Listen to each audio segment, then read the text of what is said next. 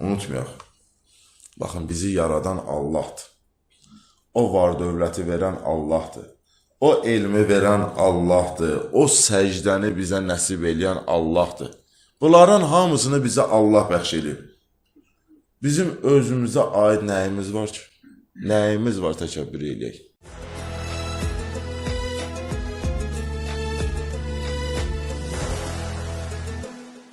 İnşallah bugünkü cümə xütbəmiz təkəbbürlü olmaq haqqında, təkəbbür haqqında olacaq.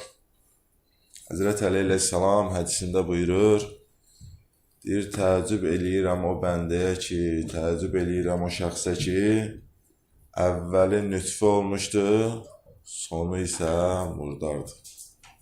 Başqa bir hədis buyurur, deyir, bu günləri var olan, sabah isə yox olan bir varlığın özünü bəyənməsi nə qədər də mənasızdır. Deyir, varır, sabah yox ola. Həzrət Əli də ona görə buyurur, deyir, ey bəndə, nəyinlə təkəbbürlənirsən? Üzr istəyirəm, ha? Əvvəlin nütfə olubdur, sonun nədir? Mundardır, bir leş olaraq bu dünyadan köçəcəksən. Nəyinlə təkəbbürlənirsən? Hədis buyurur ki, deyir, insan övladının ucalmasına mane olan ən böyük amillərdən biri təkəbbürdür. Təkəbbürlü insana baxanda özünü göylə aparır, yuxarı ilə aparır, hamıdan üstün tutur, ha? Amma əsl həqiqətdə təkəbbür qoymur ki, insan övladı ucalsın. Harada? Allah yanında. Allah yanında qoymur səni ucalasan. Necə ki, deyir, təkəbbürlük şeytanın cənnətdən qovulmasına səbəb oldu. Sonra buyurur, deyir, təkəbbürlü olmaq insanı bu dünya və axirətdə bədbəxt eləyər.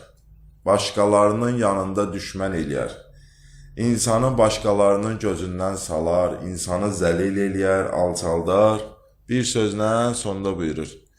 Deyir, təkəbbürlü insanı heç kim sevməz. Heç Allah da sevməz. Allah-u Teala Qafir surəsində buyurur, 75 və 76-cı ayələrdir. Deyir, bu sizin yer üzündə haqsız yerə sevinməyinizə və qürrələnməyinizə görədir. Əbədi qalmaq üzrə cəhənnəmin qapılarından girin. Təkəbbürlülərin sığınacaq yeri necə də pisdir. Allah-u Teala açıq-aşkar buyurur ayədə ki, təkəbbür əhlinin yeri haradır? Cəhənnəm olacaq. İndi Həzrəti Peyğəmbərin hədisinə baxın, bu dəhşət bir hədisdir.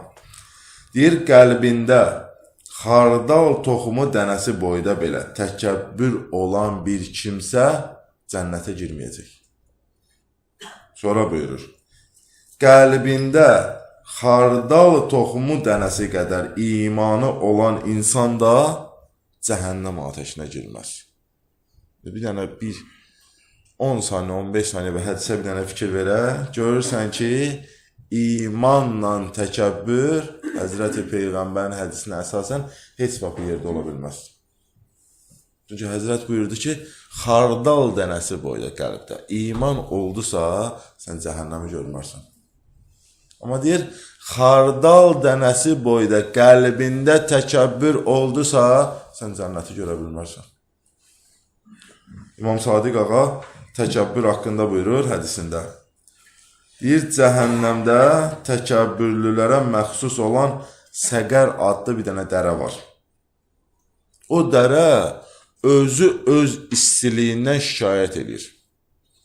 Deyir, o dərənin bir nəfəs alması ilə cəhənnəm alovlanır. İmam buyurur ki, deyir, təkəbbürlük edən insanlar cəhənnəmin Səqər adlı dərəcəsində yanacaqlar. Və sonra hədisdə buyurur, təkəbbürlü insanların bir neçə əlamətləri var, daha doğrusu çox idi, mən bu 3 dənəni seçdim. Deyir, məclisdə və yığıncaqlarda aşağı yerdə əyləşməzlər. Və yol gedərkən hamıdan arxada qalmaq onları narahat eləyər. Onlara ağır gələr. Deyir, bu şəxs təkəbbürlü şəxsdir. Sonra buyurur, Deyir, özündən kiçiklərə heç biri vaxt əvvəlcə onlar salam verməz.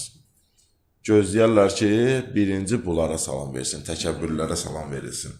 Deyir, çünki onlar üçün çətindir ki, özündən kiçiyə ilk öncə onlar salam versin. Deyir, onlar bu işi görməkdə çətinliyi çəkərlər. Sonra, deyir, kimsəsiz və yoxsul adamın dəvətini qəbul eləməzlər. Çətinlik çəkərlər. Bir yoxsul, bir kimsəsiz, bir kasıb deyə ona evinə dəvət eləsə, qəbul eləməz, getmək istəməz. Deyir, bir ehtiyac sahibinin çətinliyini aradan qaldırmaq onlar üçün çox çətin gələr. Birinin hacətini həyata keçirmək onlar üçün çətin gələr. Və deyir, ən ağırı da budur. Deyir, onlar kasıb, ehtiyaclı bir insanın yanında əyləşməzlər. Onlar üçün ağır gələr ki, mən kimi bir şəxsiyyət getsin bir ehtiyac sahibinin yanında əyləşsin. Deyir, bu işi görməzlər. Belə insanlar, buyurur, deyir, təkəbbür əhlidir. Sonda bir neçə nöqtə var, onu deyim inşallah. Təkəbbür edənlərin ilki oldu da şeytan. Bilirsiniz də. Allah-u Teala əmr elədi ki, qısasını deyim, bir məsəl var, ona görə deyirəm. Allah əmr elədi ki, get Adəmə səcdə elə. Şeytan nə dedi? Dedi, o torpaqdan yaranır, mən isə oddan. Və şeytan özünü yandıran nöqtəsi budur. Dedi, mən ondan daha üstünəm. Kəlməyə bax. Mən ondan daha üstünəm. Bax, insanı məhv edən söz budur. Mən daha üstünəm. İnsan bu kəlmə ilə məhv olur. Nə qədər insan var, bax. Mən daha üstünəm. Mən daha savadlıyam. Mən daha varlıyam. Mən daha elmliyəm. Mən daha imanlıyam. Belə özlərini bədbəxt eləyirlər. Baxın hədisə, deyir, adam var, elmi ilə təkəbbürü edir. Baxa, gör elm o necə aldadır. Deyir, adam var, elmi ilə təkəbbürlü edir. Deyir, mən çox elmliyəm. Başlayır, özündən aşağı savadı olan insanları alçatmağa. Bu bir növü. İkinci növünə bax. Elmi ilə insanları azdırmağa başlayır. Biraz elmi var. Deyir ki, mən aliməm, mən hər şeyi düz bilirəm. Özü səhvdir, özünü düz bilir. Özü səhv ola başqa insanlar da deyir, azdırır. Və təkəbbürü gətirib onu bu nöqtəyə çatdırıb. Nəfsi ilə deyir, təkəbbürü eləyən insanlar var. Öz kökü ilə, öz soyu ilə təkəbbürü eləyir ki, biz filan kəslərdənik. Özlərini hər kəsdən üstün tuturlar. Var dövləti ilə təkəbbürü eləyənlər var, deyir. Hədis deyə bunlar. Deyir, insanların yanında təkəbbür edir ki, mən daha varlıyam. Mənim pulum var, varım var, dövlətim var. İstədiyim hər bir şey eləyərəm. Bununla təkəbbür eləyənlər var. Ən pisi ibadəti ilə deyir, təkəbbür eləyənlər var. Özünü deyir, hamıdan üstün dindar hesab eləyir.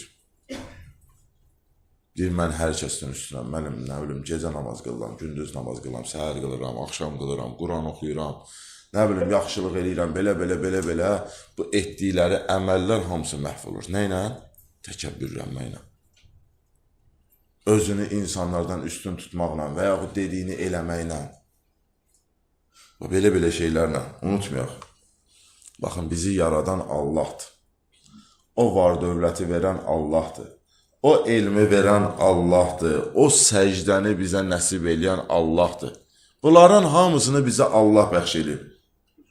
Bizim özümüzə aid nəyimiz var ki? Nəyimiz var təkəbbür eləyək? Və bu Ramazan ayı təkəbbürlükdən müalicə ayıdır. İnşallah gələn cümə onun tam əksi təvazökarlıq haqqında danışacağım. Çalışaq bu ay, fürsət aydır. Özümüzü təkəbbürlükdən müalicə eləyək. Bir dənə elə adi bir dənə misal deyim də, Ramazan ayıdır da. Hələ Ramazanın belə deyək, ilk 10 günlüyünü qutarıq. Hələ təzə deyil. Hamı yorğundur da. Hamı sakit duyar. Bir söz də deyirsən ki, adamı aclıq var, susuzluq var, yola verəcəksən. Bu ay o gündən iftar açılır. İftardan sonra söz demək olar adama. Nə oldu qardaş? 5 saat qabaq sən idin də, belə sakit yanmışdın. Sənə söz dedi, belə bir sakit cavab verirdin. Əlimіздədir də, hə? Təkəbbürlü insanlara aiddir bu söz. Əlində də yeyiş də, niyə içmirsən? Niyə yemirsən? Niyə Allah icazə vermir? Deməli, bizim nəyimiz varsa Allahdandır. Bir dənə bunu dərk eləsə, vallahi, billahi, yer üzündə təkəbbürlü insan qalmaz. Ona görə çalışaq, neyək, bu ayda özümüzü, yaxınlarımızı, ətrafımızı bu xəstəlikdən uzaqlaşdıraq.